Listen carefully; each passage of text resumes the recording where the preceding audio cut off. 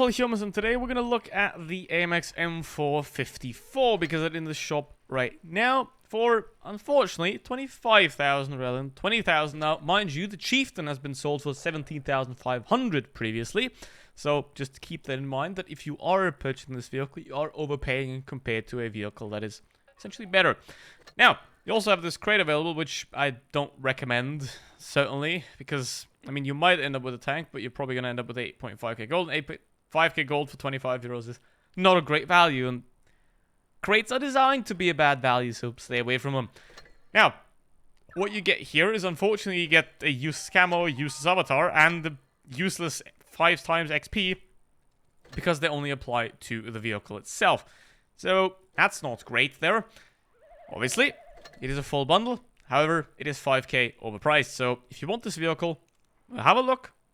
But we are going to overpay 5k right from the beginning for this vehicle, at least. As always, don't forget to like and subscribe if you haven't already and you want to. Now, these stats are still pre 9.1, so keep that in mind, so I'm not going to go into the details too much. What changed of the AMX, it's now slower, so essentially is somewhere on par with the concept in terms of mobility, 100 horsepower less, so that's not great. So basically the mobility is now slightly worse on the MX, but it did get a couple of useless consumables on top of that.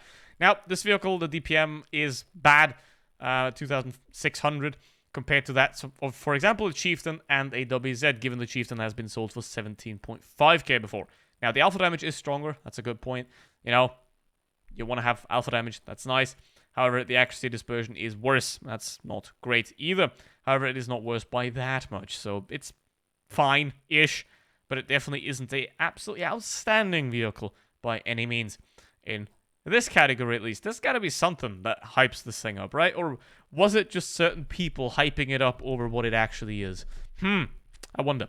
Now, obviously, the armor does look very strong here, as you can see. 310 millimeters on the turret, 208 on the hull. That looks very, very promising and very strong, and that might be it, right? There's a problem with that. There is a problem with that. I'm not doubting that this vehicle is good. It's just nowhere near OP, or even worth more than Chieftain. Here we have the armor profile of the vehicle. Now you have two pretty high cupolas on top that can be penned if you use the 8 degrees of gun depression. They can't be. However, if you're hiding behind a piece of rubble, let's say on Himmelsdorf, then these can be hit relatively easily as long as you have a semi-accurate gun. Now, these plates here are angled towards the sides, which means they are weak in any angle, which means if you're frontally like this, you can get pinned through the front. 330, that's not going to go through. That's pretty much solid here. However, the lower plate is going to be pinned very, very easily. And then these plates right here are quite weak because if your front's cool, you might think, hey, I want to angle my front plate. Nope, you can't.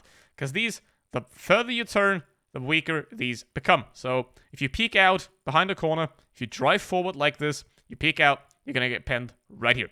So that's not good, certainly. The side armor and the side of the turret, it's no armor. It doesn't exist, basically.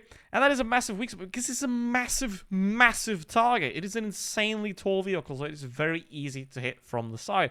But essentially, this has the same problem as the M6 EXP, where the front armor is insanely strong, especially the turret. This is just impenetrable right here. Given it has cupolas, those can be pinned. However, the sides are absolutely massive and absolutely weak, so that's not great there in terms of the armor profile.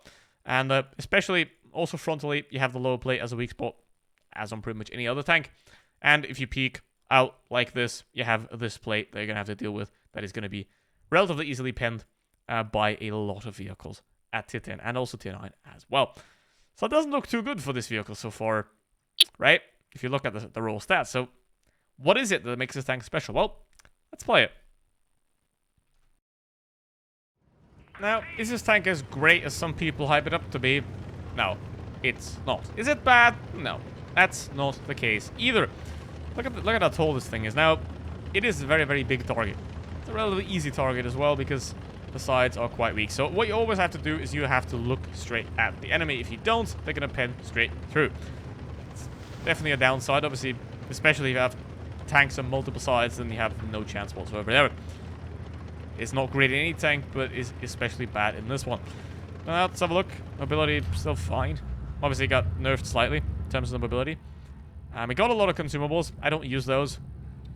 If you want to, sure, I guess. I don't see an advantage in them at all, and I do fine just without them. And I do prefer using the multi-kit and the repair kit.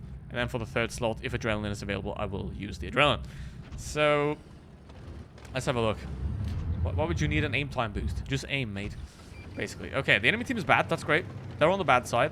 Enemy team are on the bad side. That is a great thing to have. Now, 8 degrees of gun depression. It's not quite 10, but it is 8, so that's good enough.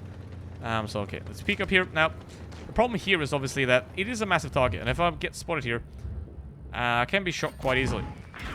Boink. There we go. Front armor, very strong. That's great. 600 damage. That was, a grill. There we go. Poor grill. I'd feel bad for the grill now. Again, if you nerf the alpha damage of a paper tank, it makes it worse. But, you know, that's not great.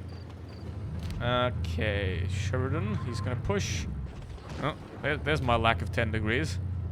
That's nothing I should expect. There we go. Let's have a go at him. Now the grill's camping up there. The E3 he's dead, but, you know, he's sitting in that spot, whatever. Let's try to go for the WT here. Obviously, ideally what you want to do is, if you want to do damage, is to do damage while not getting shot back for it. Okay, there we go. 630. That is lovely. Now, I'm going to try to push him. Get rid of him.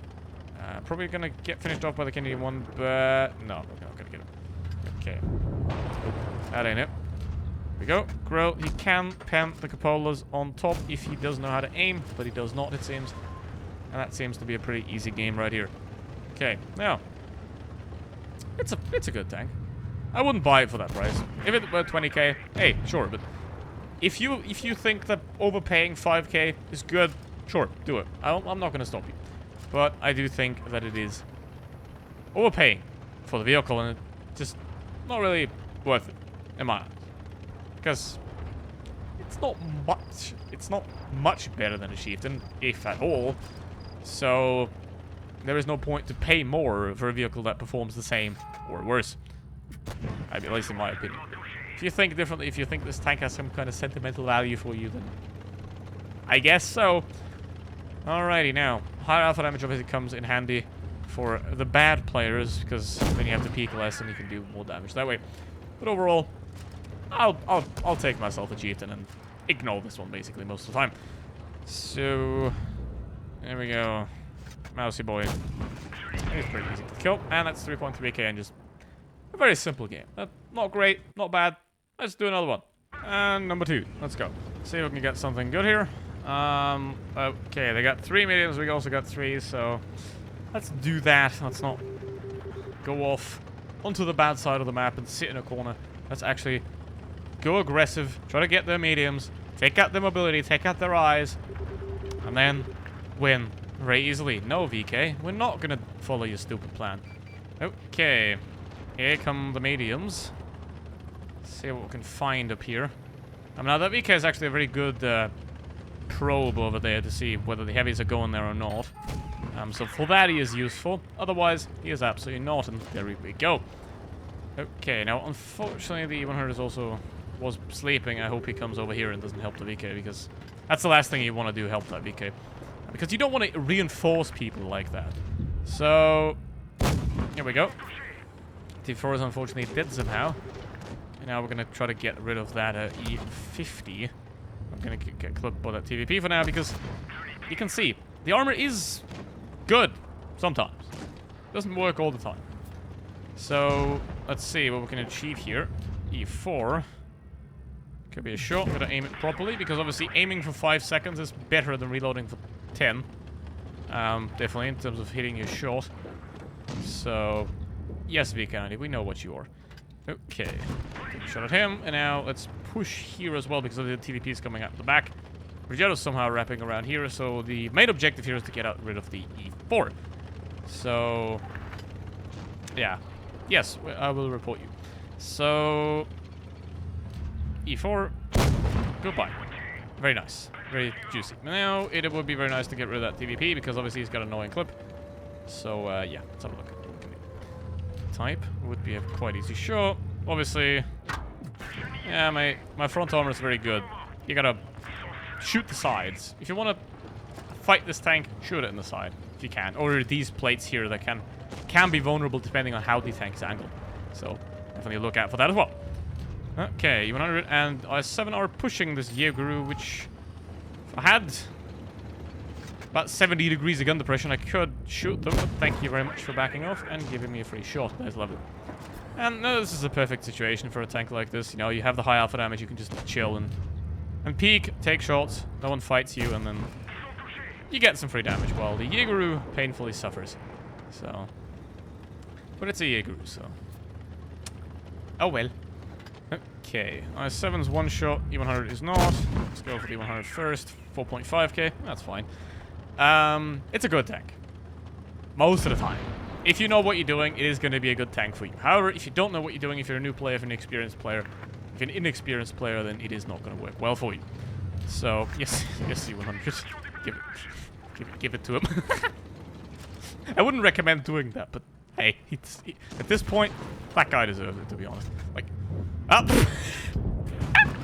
Okay, object. Well done, object. I am impressed. Alright, so now, the conclusion of this vehicle is very simple. If you really want it, and if you know that you're going to be able to play it, then it is a solid vehicle for you. However, keep in mind that it is going to be overpriced, so only buy it if you're really sure that you absolutely want it. Otherwise, stay away from it. It is not a perfect vehicle. It is overhyped, as it is. It has its weaknesses. It has a lot of weaknesses, in fact. So, overall, it's a solid vehicle. However, it is nowhere near great or anything like that. However, if you are a good player, then you can play very well in it. Basically, that's it. Thank you very much for watching. See you next one. Goodbye.